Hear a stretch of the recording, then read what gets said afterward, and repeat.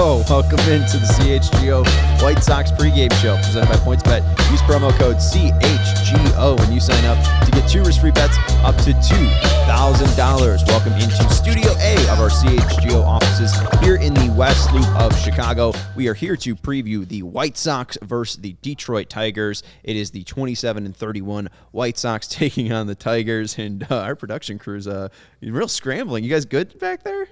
All right. It looks good on our end. It feels good on our end. Yeah, I'm Sean Anderson. You can follow me on Twitter at Sean_W_Anderson.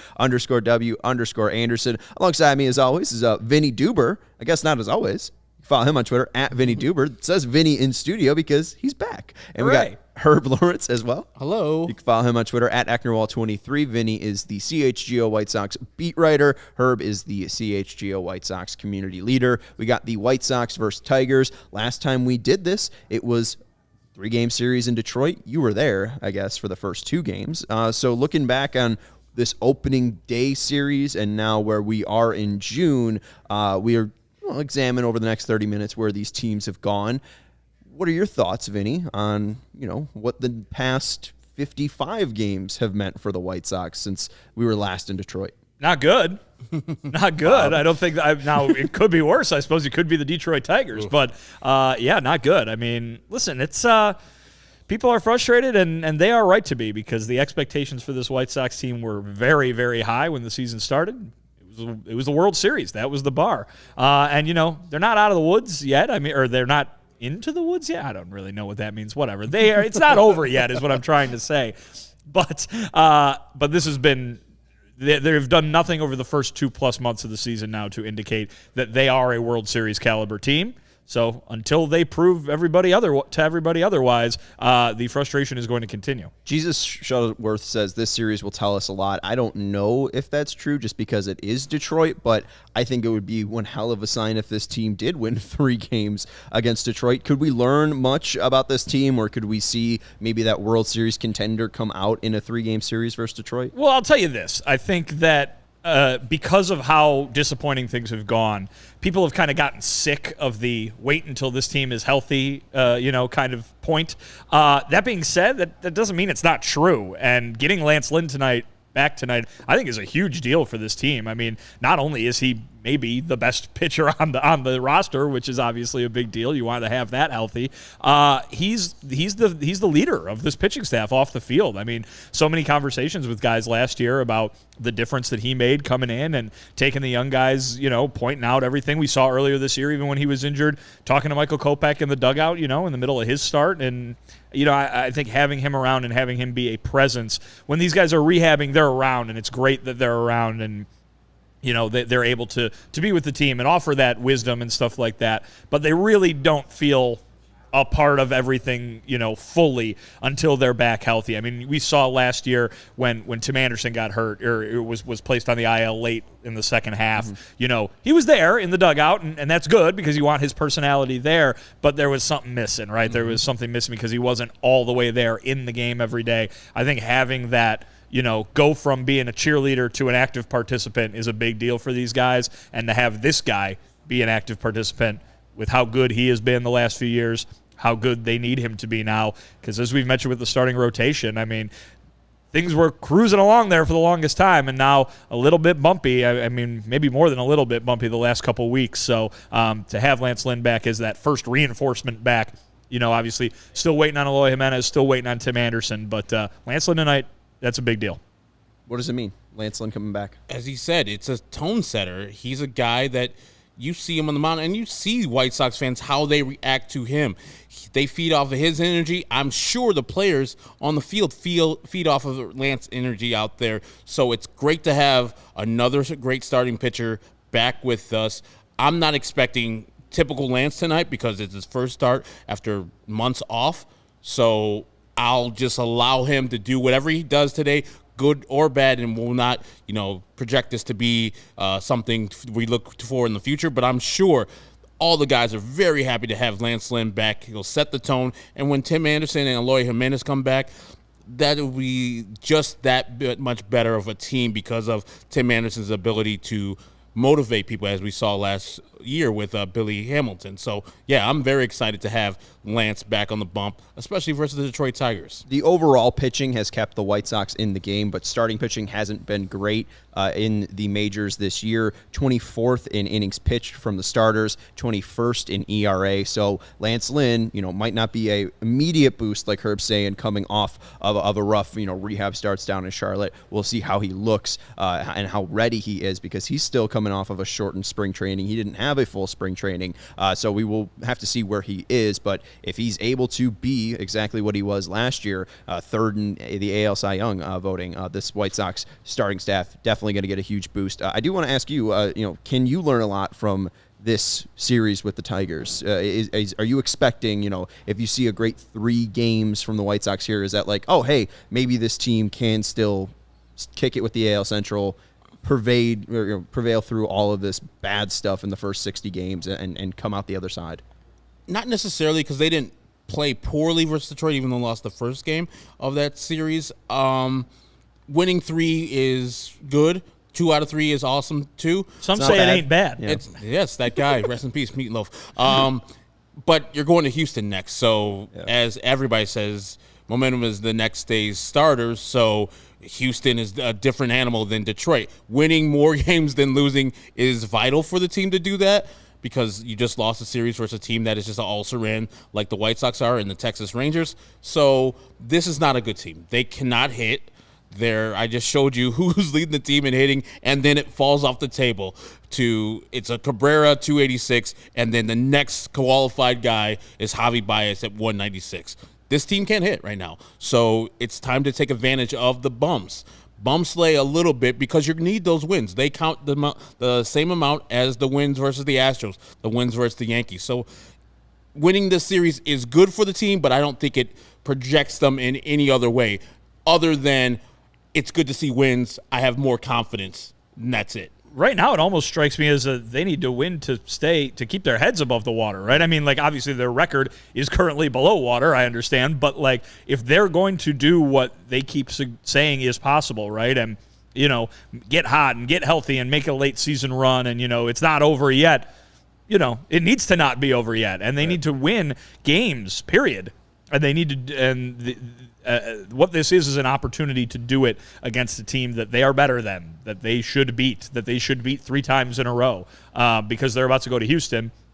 And I watched all 6 games they played in Houston last year, and they looked pretty much terrible in all of them. There were a few brighter spots than others, but it is not a town that has been friendly to them in the last calendar year. So being able to kind of pad yourself for what you might expect as some losses this weekend would be a good thing, but really just they need anything to go right now. I mean, this weekend was just pitiful, and and on all fronts, you know what I mean? You can talk about them playing bad, but they had bad luck too. Michael Kopech coming out of that game yesterday. I mean, they need something to go right. Whether it's good fortune or good plan, they need something to go right, and playing this Detroit team is a way to make that happen. They need to make it happen. And even, talking about if things go right, if things go bad, this could be real ugly for the White Sox. 27-31, we talked about it yesterday, Herb, on the podcast. Right now, the White Sox sit 3 games back of Cleveland in second place. White Sox are 27-31.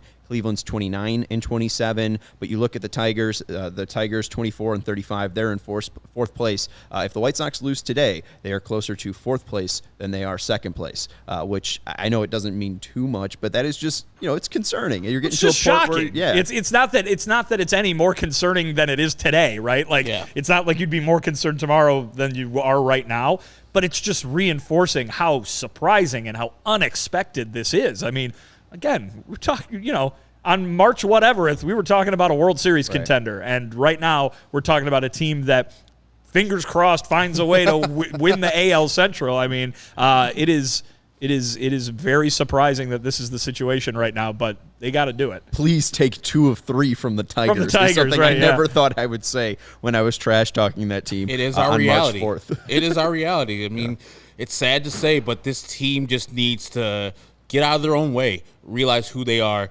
and as Vinny said, they're much better than the Tigers. Time to feast. Time to feel like you're going to get 3 of these games. And because this weekend's not going to be easy, and it's going to be real hard. To get one out of Houston is going to be tough.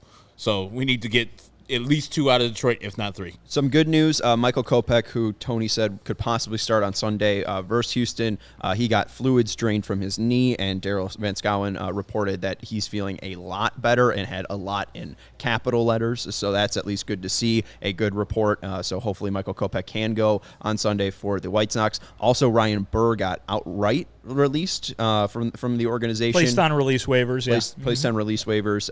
Lance Lynn added to the 40-man roster, so Ryan Burr not going to be a White Sox any longer. And then the other news, too, Liam Hendriks still a little bit rusty. I think La Russa used the words, he's a day better. So we're still unsure what this bullpen could look like. Lopez probably not going to be available. Graveman hasn't pitched too much on back-to-backs. Hendricks doesn't sound like too promising. Bummer to the IL, retroactive to June 9th. We just saw Tanner Banks throw 2 innings. I don't know who's available to pitch for the White Sox tonight. And Lance Lynn's coming off of a rehab assignment. It's something that's concerning me. I don't know about you We're going to find out, I guess. All right. We don't want to talk about that topic. Isn't Jimmy Lambert still, or is he DXing down? No, he's down. Him and Davis Martin, I'm pretty sure, are down. Christ. I mean, you can't ask for Lance to pitch you a lot of innings. So you're probably going to have 5 or if at most 6 innings from Lance. So the other pitchers have to pick up the slack. Whoever is out there will have to pick up the slack for this White Sox team. And hopefully it's just a blowout win for the White Sox so you can have a relaxed attitude in the 6th, 7th, and 8th and 9th innings. Lambert is still on the roster. Yeah, and I could see Graveman pitching tonight. I mean, I understand that they've been using him in the way they've been using him. But when you've got no Joe Kelly, when you've got, I guess, no Liam Hendriks, right, then you have to have somebody. And, these guys are being rested very strategically. I know that it's being done in a way that drives some folks crazy sometimes watching it, but they are being rested for moments like this, right? And so Kendall Graveman has, sat a little bit more than folks have wanted him to. Well, now he can pitch a little bit more because he's needed a little bit more. And that's kind of what you're seeing. This is kind of the result of that strategy of, because this is a 6-month season and you've got to have guys available for these moments. Rest them when you have the chance. Use them when you have no choice. And it would be really nice if the White Sox lineup just blew out the Tigers. Hasn't happened much. It would just be really easy for the bullpen tonight. Versus the Tigers, That's 10-1. Yeah, the last time it happened when they scored 10 runs was almost 2 months ago. To the day, I think, right? Because it was opening day was the 8th, so it would have been the 10th. So we're well past 2 months at this point since they've scored 10 runs. Oh, Lord. Let's look at the White Sox starting lineup. Leading off for your Chicago White Sox today will be A.J. Pollock, and he's out in left field. Batting second, Andrew Vaughn playing right field. Batting third, Luis Robert in center field. So you got left, right, and center. 1, 2, 3 tonight. You got batting fourth, Jose Abreu playing first base. Batting fifth, Jake Berger doing the designated hitting. Batting sixth, Yoan Moncada back at third base. Batting seventh, Rony Garcia playing second base. Batting eighth, Reese McGuire doing the catching, and 9, Danny Mendick playing shortstop. Yasmani Grandal also added to the IL as well. So now Sebi Zavala and Reese McGuire are your catchers on the roster. What are you guys looking at lineup-wise today? Anything stick out? It looks like the same or similar top 5 guys out there. It's good to see. And those guys are producing. And so is the 9th hitter guy, the second leadoff guy in Danny Mendick. So, yeah, that's a really solid lineup. I mean, we have our 6th hitter right now, Yoan Moncada, just so struggling. So many times now he's taken called strike threes. That reminds me of 2018 where he led the league in strikeouts with over 200. And in the offseason that year, Jose Abreu got to him and it's like, hey, man, you got to be more aggressive. Balls are going to be in the zone, so you got to be more aggressive. And then we saw that 2019 year, and that's what gave us White Sox fans hope for progression going forward. It really hasn't been there necessarily since then, that MVP type of caliber player in 2019, Yoan Moncada.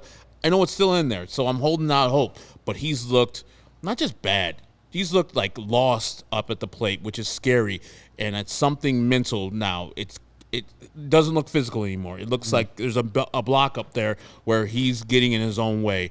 He needs to find a way to get out of that because he's very vital for this team to move forward to the AL Central and beyond. Yeah, I'm seeing the same thing. I mean, that's what, when you watch him right now, you think, wow, this is 2018 all over again. And, I mean, he obviously has the toolkit a little bit more to deal with it this time around because, that back then it was a strikeout like, he struck out over 200 times. Like, that was real bad. But now you would like to think that he's got more at his disposal, to be able to dig himself out of this. It's just not happening. And it seems like even when he does get some of that good fortune, get a broken bat floater of a base hit or, driving a run in some fashion, he can't turn that into momentum. And you'd like to see that if you're the White Sox because, the run scoring has been a little bit better of late, but it needs to be a lot better if they're going to do what they want to do. Well, it's so odd, too, because in his rehab stints, he was hitting the ball hard. I think he had like 2 home runs down in Charlotte, and he comes up and he hits 2 home runs, so it's just weird. I mean,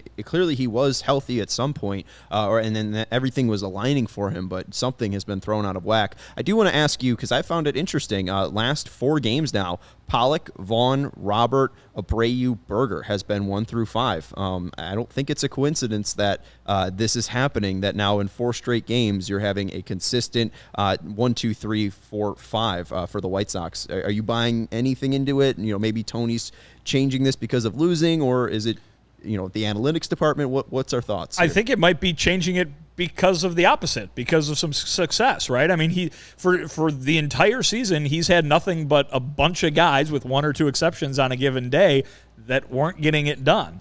And if you can put together a 1 through 5 that gets it done, that's what you're going to trot out there. I mean, we asked him not long ago. So somebody asked him, would you like a consistent lineup? Because, I mean, everybody was getting on him for never having a consistent lineup. And he said, yeah, ideally I would. But mostly he credited the injuries and the fact that he's been without a lot of the pieces that he would make a consistent lineup out of. But also, you couldn't ignore the fact that there was no production from a lot of the guys in that batting order. Now you get a little bit of production from these specific guys. You're going to put them in there because you got to get this offense going.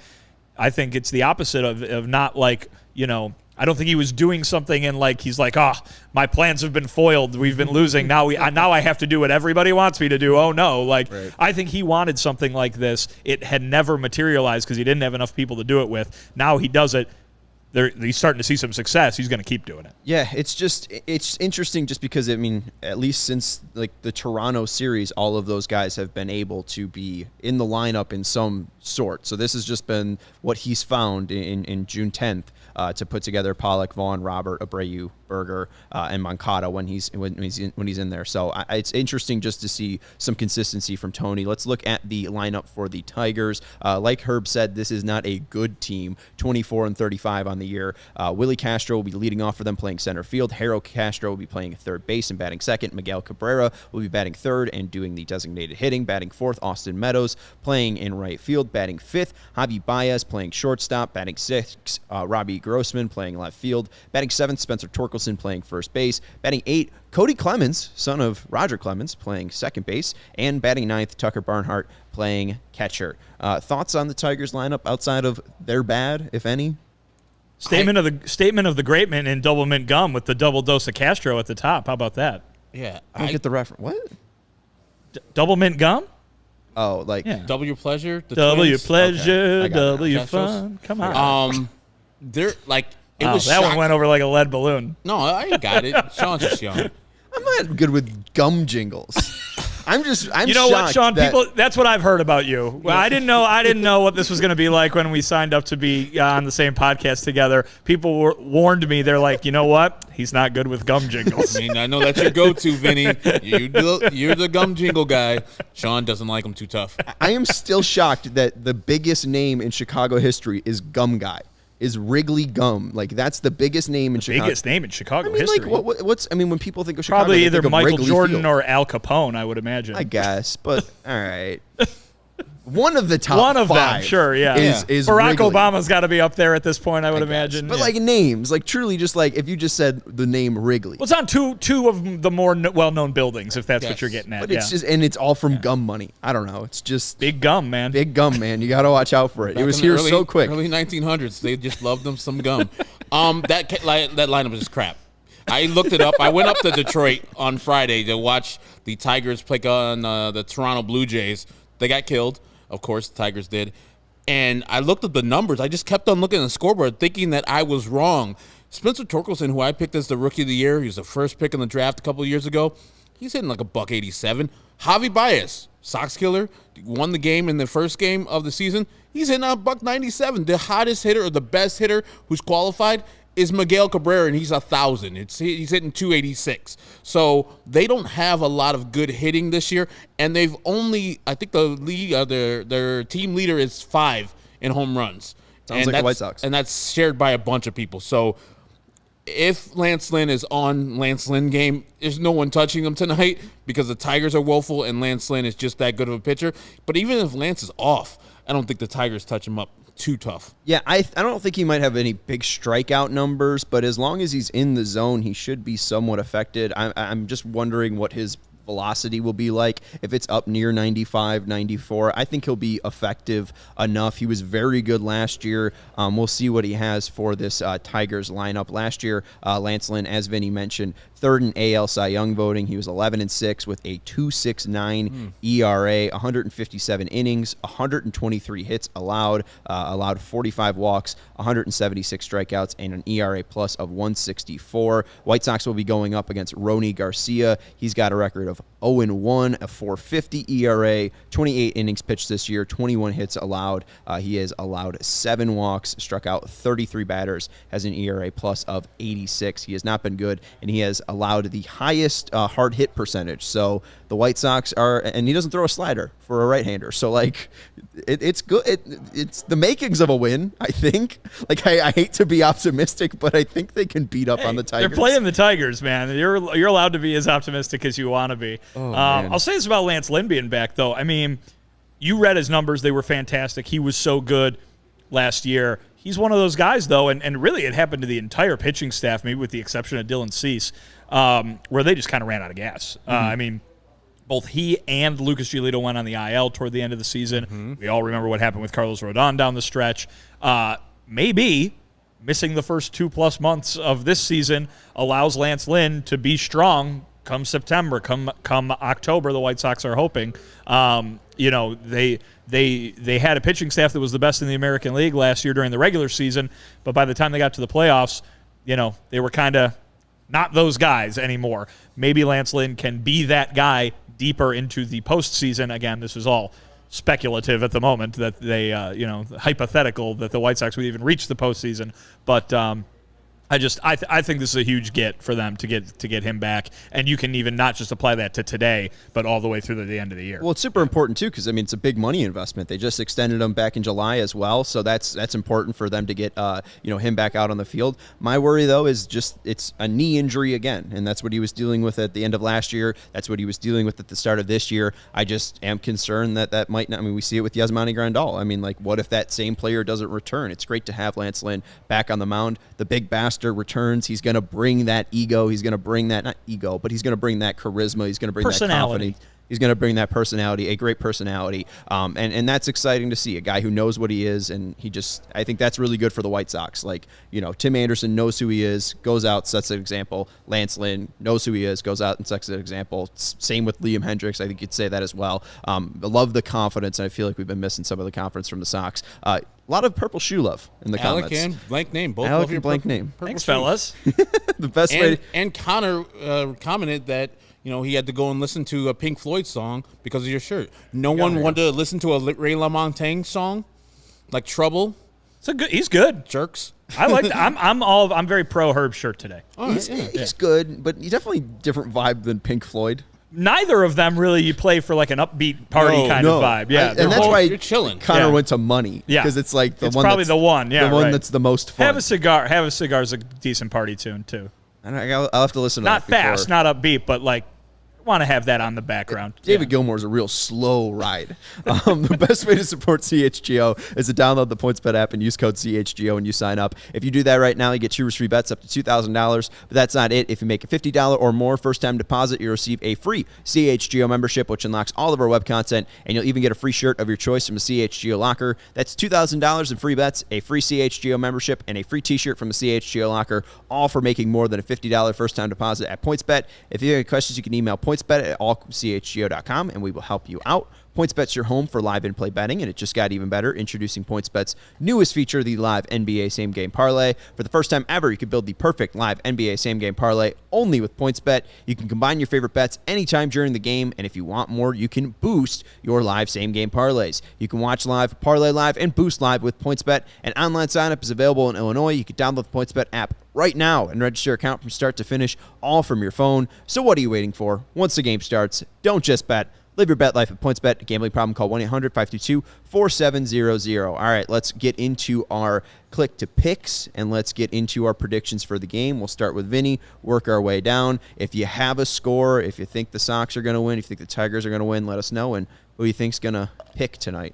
I'm going with Andy Vaughn. Kind of an easy Gordon Beckham. Yeah, kind of an easy pick the way he's been swinging it. But yeah, I don't see the Sox getting a ton of runs tonight, but I see them getting a ton of runs for them. So maybe they win this one like 6-2 or something like that. Yeah, I'm going with AJ Pollock. He's been hitting the ball a little bit better since he went on the paternity leave / got hurt, and he's returning to Detroit, which he led off the season. If you recall, I think he got 3 hits in his first game as a White Sox member. So I'm going with that, and I think the White Sox are going to win 8-2. 8-2. So you're being even more optimistic than Vinny. Since you said 6-2, he said 8-2. I just got to go up another 10. I have to go 10-2. All right. So they haven't scored 10 runs since being in Detroit. Let's bring back good vibes. You and also go 10-4, good buddy. No, but you guys went 2s, so we'll stick with the 2s here. I got the good parking spot today, right out front. And Luis Robert, I was a little down on him. I was looking through the stats in maybe 50 less at bats this year. He already has the same amount of ground balls hit. He's at 79 this year and 79 last year. That number's only going to go up, folks, if he keeps playing. So I'm just a little bit worried about him. But since I'm being negative about him, I got the good parking spot. I think Luis Robert bounces back. So hopefully Luis Robert hits 2 home runs and the White Sox score 10 runs and we have a fun post-game show. We will be live after the final out, probably about 5 or 10 minutes once that game goes final. Come join Vinny, Herb, and I on the CHGO White Sox post-game show. It should be a good time, and hopefully we're talking about a White Sox winner. We appreciate Matthew Cortese hanging out, Wayne hanging out, our guy Eli from Israel hanging out, Rusted hanging out, Connor, all you guys, Alec as well, all for hanging out. We appreciate it, and we will be joining you after the game. So come back. You can follow Vinny on Twitter at Vinnie Duber. You can follow Herb on Twitter at Ecknerwall23. You can follow me on Twitter at Sean_W_Anderson. Make sure you're following the show for in-game updates at CHGO_White Sox. Again, we'll be live after the game is final. We'll talk to you then. Go White Sox.